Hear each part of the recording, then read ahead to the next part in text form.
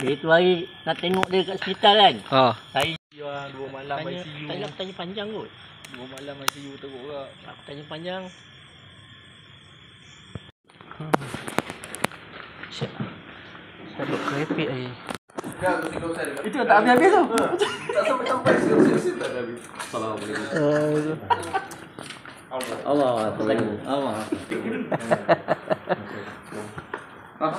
Hello.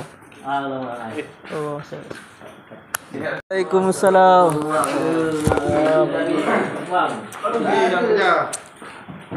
Siap aja. Siap aja. Tengok.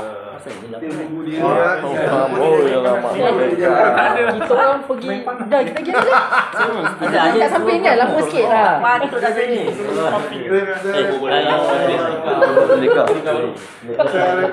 Belum buat Tak.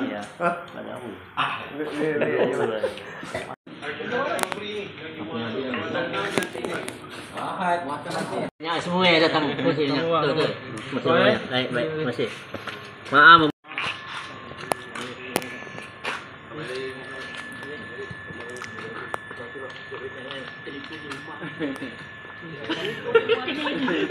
Ajak kena lagi je. Takut aku datang.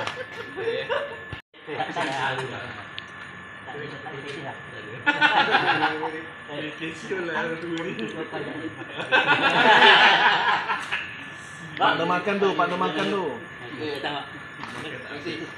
orang tu dah pergi mana? Ikut saya. Dia dengan SAS. Oh, okey. Okey. Selamat Hari Raya Mazai Batik. Ya. Dah belum kat tu.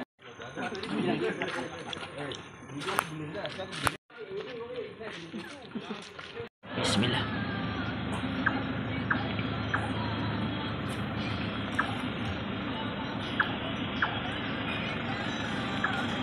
Bang, jumpa lagi bang. Assalamualaikum. Terima kasih. Bang. Jumpa lagi bang. Okey, Bik. Baik. Jaga diri bang. InsyaAllah. Apa beritahu bang. Assalamualaikum. Selamat bang. Baik. Doa-doa banyak. Nyasar dah ke mana-mana pergi tu.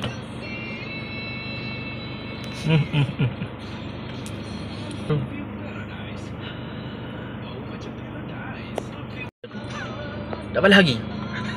Kita nak berkawan ni, Bik. Ikut dia. Ikut dia.